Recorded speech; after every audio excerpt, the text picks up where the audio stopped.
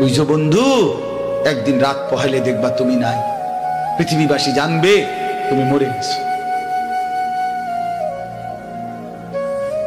পৃথিবীর তখন আলো ফুটবে, চাঁদও উঠবে, সিএনজিও চলবে, অটোও চলবে, দোকানপাট সবই চলবে।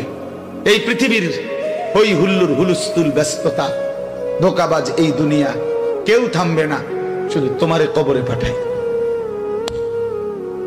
ধোকাবাজ এই দুনিয়া, এই দুনিয়া প্রতারক, এই দুনিয়া কেউ থামে না। সামনের সিএনজি অ্যাক্সিডেন্ট করলো, পিছনের সিএনজি থামে না, ছাড়ি দিয়ে যায় না। সামনের গাড়ি অ্যাক্সিডেন্ট করলে পিছনের গাড়ি থামে না, ছাড়ি দিয়ে যায়। স্বার্থপর এই দুনিয়ায় কেউ থামে না। বাপরে দাফন কইরা এই সন্তান, এই বউ বাচ্চারাই আবার এসার পরে ওই দিনকেই ভাত খায়, তাই না? পেট বইরা খায়, লগের ঘরের থেকে আর আইন্দা আনছে, এরা ঠিকই পেট ভরে খায়। তো ওরা না কাঁদলো বিকালে, ওরা না দুপুরে কাঁদলো, কোন ভাত খায় খা।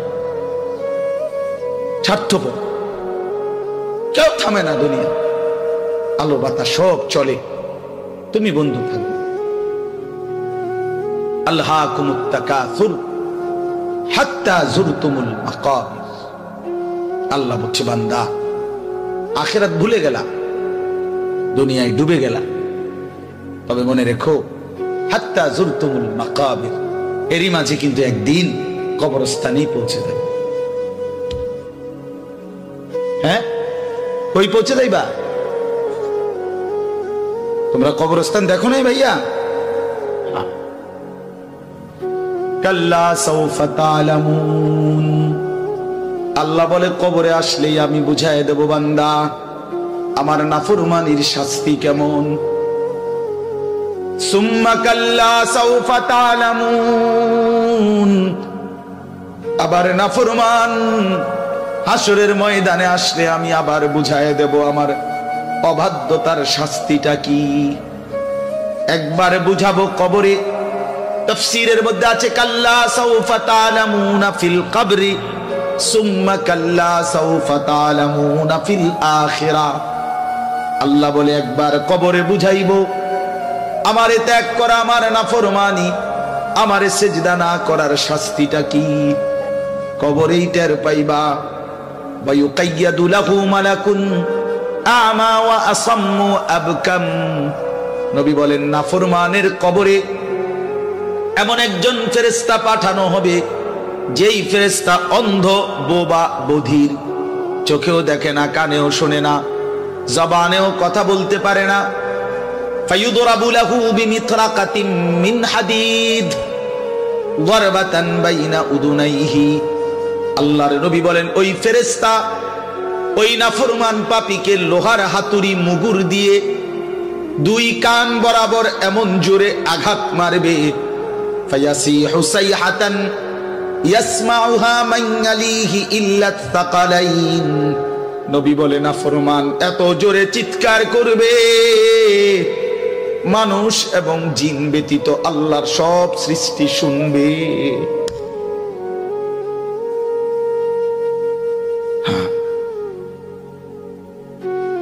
বহু কবরস্থানে এমনও হয়, গরু ছাগল রশি ছিঁড়ে লাইতে চায়, জানেন এটা? ওরা শুনে,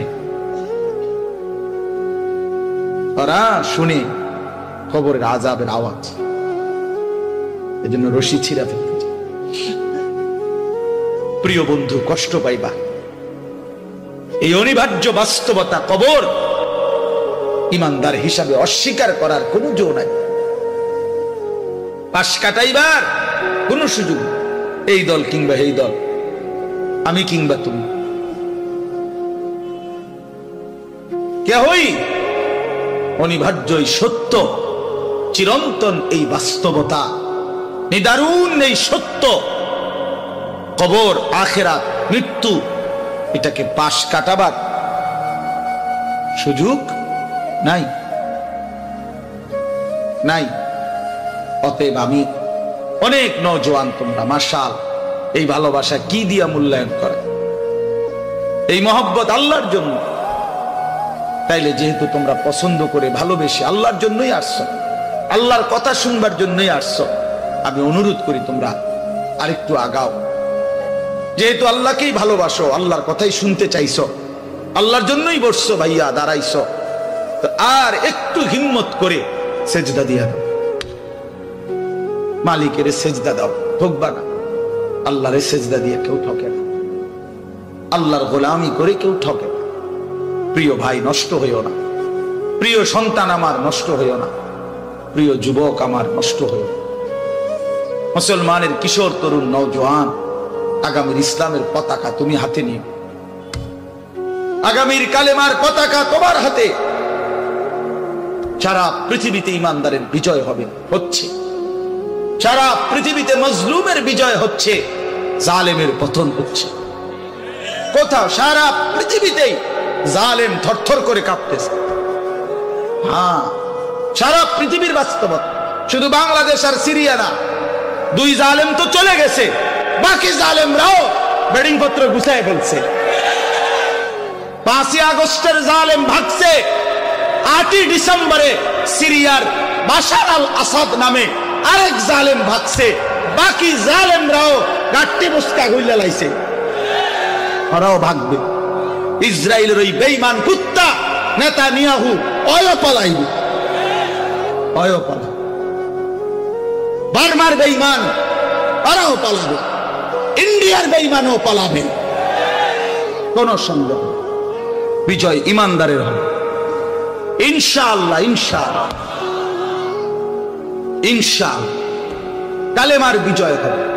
আমি না থাকলে সমস্যা নাই, আমি শহীদ হয়ে গেলে কোনো অসুবিধা নাই, আমার মতো হাজার লাখ শহীদ হলে কোনো অসুবিধা নাই, কিন্তু বিজয় ইমানদারের হবে। কোন ষড়যন্ত্র বাংলাদেশে বাস্তবায়ন হবে না।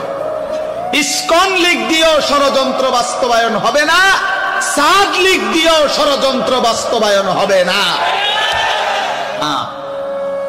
এই ভণ্ড মুখোশধারী ছদ্মবেশী এক মুনাফিক সাদ নামের এক ব্যক্তিকে দিয়ে সারা পৃথিবীর ইমানদার মুসলমানকে বরবাদ করার জন্য নতুন ষড়যন্ত্রের খেলা চলছে। এই ষড়যন্ত্র বাংলাদেশে বাস্তবায়ন হবে না। ইসকনের গুন্ডারা, সন্ত্রাসীরাও বাংলাদেশে ষড়যন্ত্র শুরু করেছে, করছে। এই গুন্ডা সন্ত্রাসীদের ষড়যন্ত্র এই পবিত্র জমিনে বাস্তবায়ন হবে না। আমার জমিন কোরআনের জমিন, আমার জমিন ইমানদারের জমিন। আমরা কম হইতে পারি, আমাদের মালিক বড়। তোরা 130 কোটি বেঈমান, তোদের 130 কোটি না 230 কোটি তোদের দেবতার মূর্তি ছাড়া তোদের কিচ্ছু নাই। আমাদের আল্লাহ একই যথেষ্ট। হাসবুনাল্লাহ, হাসবুনাল্লাহ। অতএব প্রিয় ছেলেরা আমার, বাপ আমার, আমি না থাকলে কোনো সমস্যা নেই। মরতেই হলে তো শাহাদাতের মৃত্যুর চাইতে দামি মৃত্যু আর কি হইতে পারে। শহীদের